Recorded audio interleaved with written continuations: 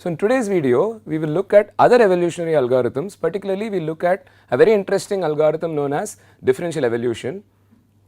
So, this is a very powerful tool for parameter estimation in biological systems especially, and it is well implemented in this tool called PyGMO, which we will talk about in the next video. And in today's video I will also talk to you about implementing evolutionary algorithms, what are the aspects, various aspects that we need to consider, and we will also discuss as to when evolutionary algorithms are actually very useful, as in when do you give up on the other kinds of algorithms and go in for evolutionary algorithms. Okay, welcome back. Let us continue with our study of some more evolutionary algorithms. To recap, all evolutionary algorithms, the slide is titled genetic algorithms, but all evolutionary algorithms would fit this bill.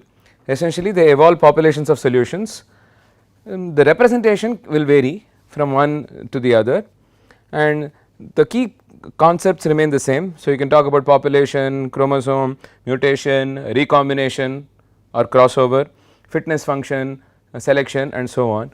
So, we already looked at some of these things. Let us just look at a few more flavors of evolutionary algorithms. So, one important algorithm is known as differential evolution.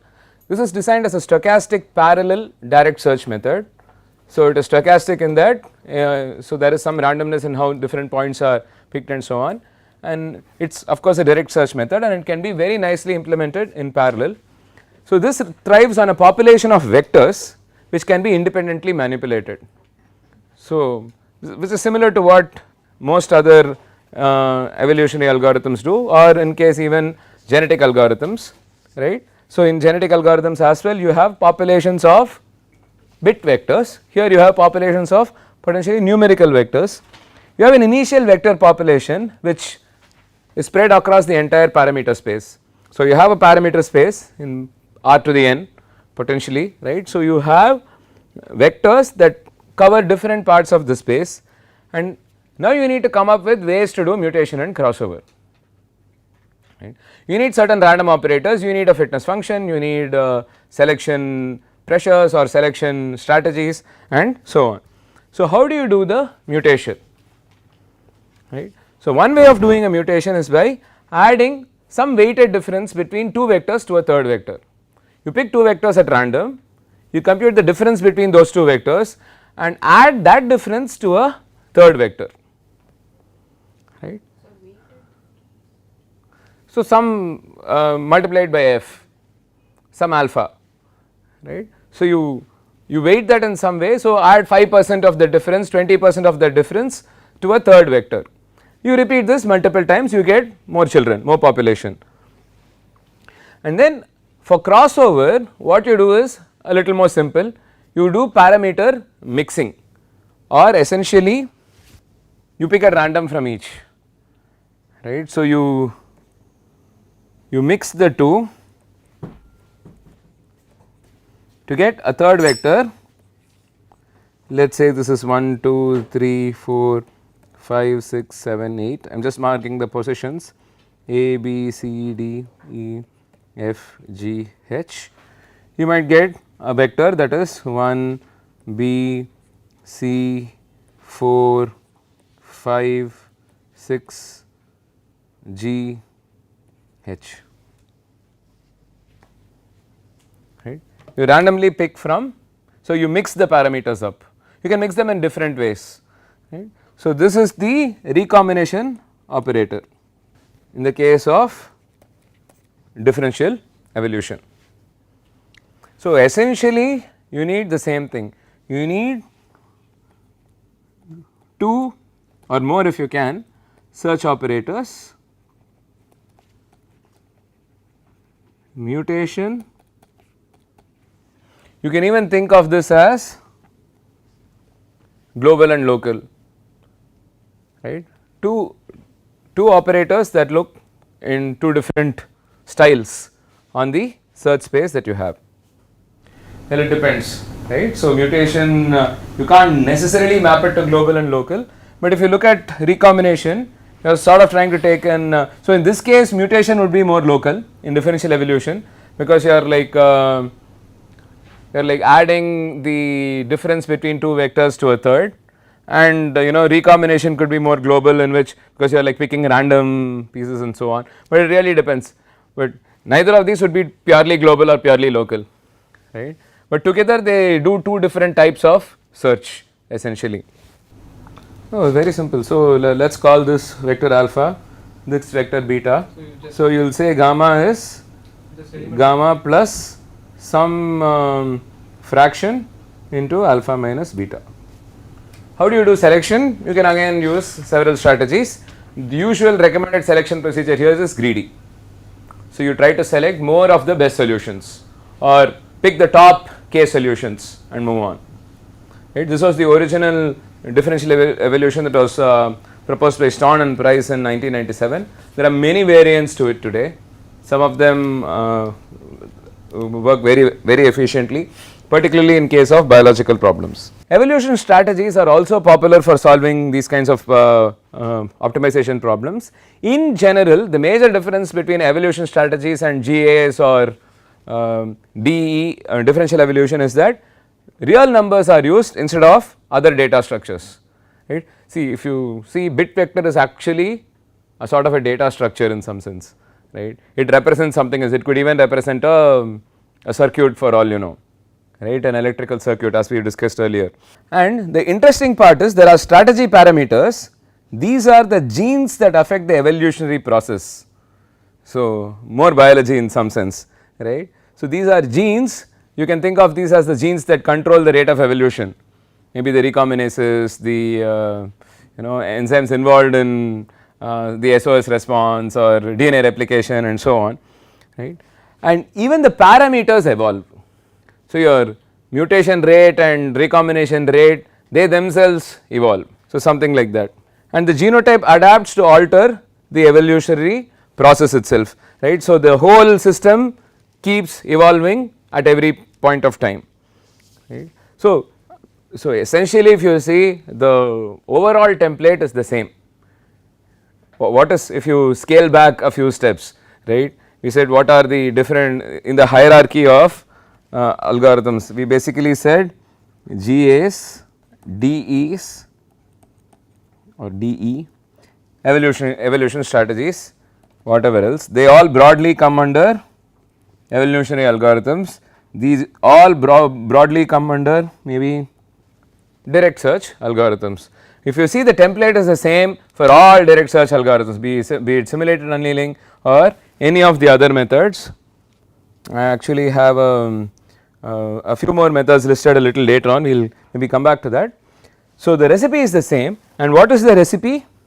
You start with an initial population, maybe and you need to come up with a representation for the population. That is the first catch, right. It is probably one of the hardest steps, right, because this is where you need to think. Beyond that, it is all just the recipe. The computationally, what is the hardest step? Computing the function.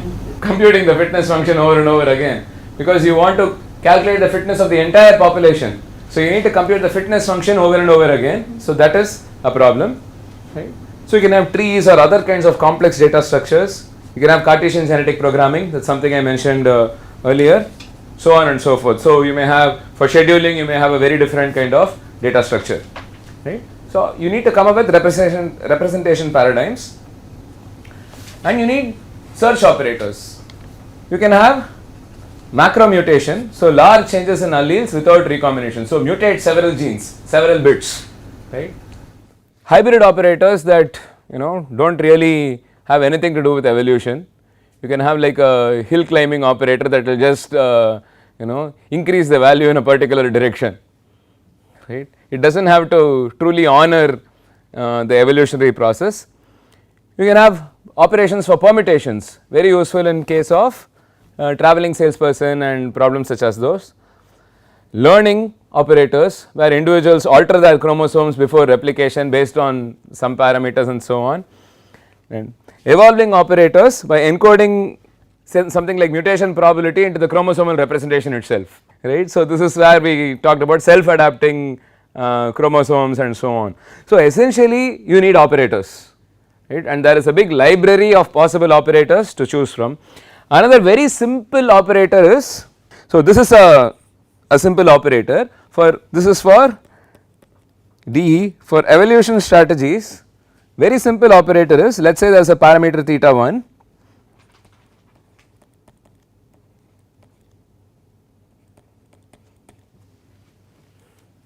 just add a randomly distributed variable to it, right.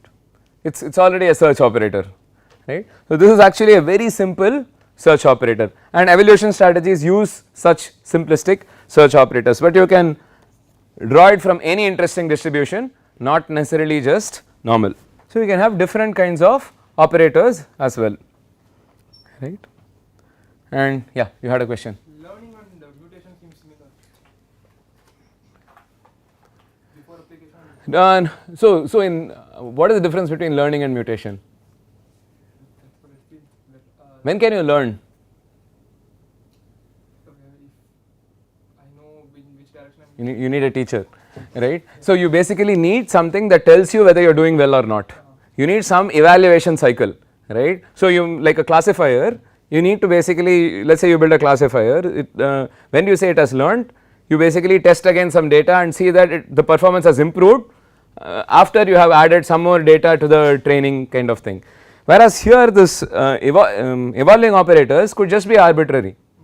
Let us say I have a chromosome that encodes along with all my thetas and so on, it also encodes the hyperparameters, they will like randomly just jump around, right. I am going to randomly mutate it. So, maybe I mutated the hyperparameter instead of mutating the my parameter, the parameter we are trying to estimate here. So, that is a possibility, whereas there is in a sense there is no direction, whereas learning will try to proceed in the direction of improving something. And selection, so you can try to replace worst or replace at random. You can have tournament selection, you can have fitness proportionate selection, you can have elitism and anything else that you can actually come up with. You can use different kinds of selection pressures or selection methods.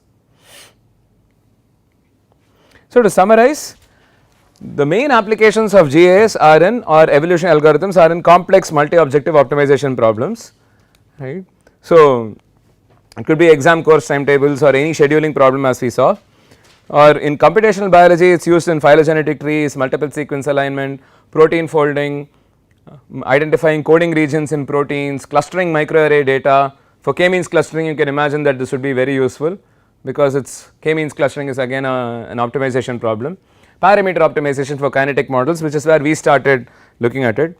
It could also be used for things like electrical circuit design and so on. Right. So, when to use evolutionary computation, right. They are often quite useful. What are their strengths or what are the challenges? One major challenge or one thing that you have to usually worry about is you need to have a careful choice of representation, operators and so on, but it is very useful especially when you do not understand the space.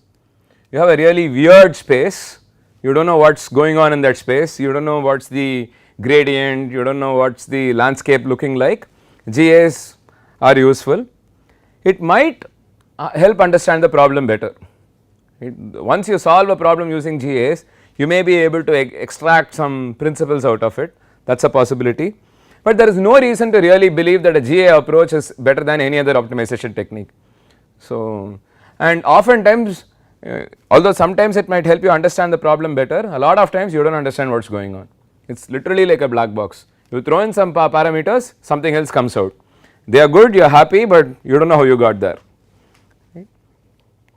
So, the choice of representation remains the biggest challenge, and of course, I already mentioned the black box issue, and it is of course very expensive because you are evaluating hundreds of thousands of solutions, fitness function evaluations, right. Your population size might be 100 and you might run it for 10,000 generations. And so, you are looking at a huge number of millions of fitness function calculations. Other related techniques, again similar recipes will be followed: gene expression programming, simulated annealing, ant colony optimization, particle swarm optimization, taboo search, interactive evolution algorithms and so on. There are various flavors to evolutionary algorithms, and all of these are useful for many kinds of complex optimization problems, particularly parameter estimation. So, if you look at parameter estimation, invariably in any paper you would find that they would have gone beyond the standard Nelder-Mead simplex or your MATLAB Fn search, because it is just not good enough to work in large spaces. Because the most important issue we have to worry about in large spaces is actually a curse, right. It is called the curse of dimensionality. What is the curse of dimensionality? It basically tells you that there is an inherent problem in very high dimensional spaces. So, as a simple example, let us just say this is some k1 and k2, and do not take this as the origin, maybe the origin let us say is somewhere here, right. So, I would say this is low k1, low k2, and this would be high k1, high k2, and this would be low k2, high k1, and this would be low k1, high k2. To examine 4 combination, to study a 2 parameter problem, you need about at least 4 regions to explore, that is 2 to the 2. Suppose you have k1, k2, k20, you are searching in R20, and you need 2 to the 20 regions to explore. You want at least one representative from each region to understand what is happening to my system, and this is already 1 million plus, right. And what happens if we are talking about 50 parameters, right. It will be, so 2 to the 50 will be greater than 10 to the 15. Right. So, if you go to larger and larger problem sets, you will quickly reach the number of atoms in the universe, right. So, basically these are very difficult problems to solve, and it is an inherent problem. It is not that if you build much better supercomputers tomorrow you will be able to solve this problem, right. It is a fundamental problem in such spaces where you have very large number of parameter sets to explore or very large spaces to explore, right. So, this is something that you need to really worry about. So, in practice, the size of your parameter set is maximum some 20, 25 if you are doing an unconstrained search, but usually you start restricting the parameters. So, I know that you know 30 less than k1 less than 3000 is already a great thing, because you are restricted to 2 orders of magnitude only, 3 orders of magnitude, right. Or you know that 0.1 less than k2 less than 10 to the 2, right. A few orders of magnitude, and this is already going to be very helpful. So, typically all parameter estimations have to be very constrained, otherwise there is no way you are going to get it. Best thing is if I know that k3 approximately equal to 520, let us say, great. So, it means that maybe it is only plus or minus 10 or something like that, right. So, if the tighter you know certain parameters, the better it is. So, these are some very good papers that you should consider looking at, especially the first one. It is from Nature Reviews Genetics, funnily, and it talks about evolutionary algorithms.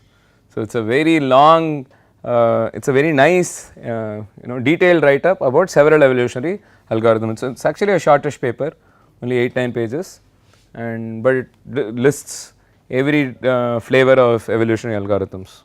In today's video, I introduced you to this very interesting evolutionary algorithm known as differential evolution. There are many variants for DE as well, and I also introduced you to how we go about implementing evolutionary algorithms, what are the different kinds of selection methods or other kinds of search operators and so on.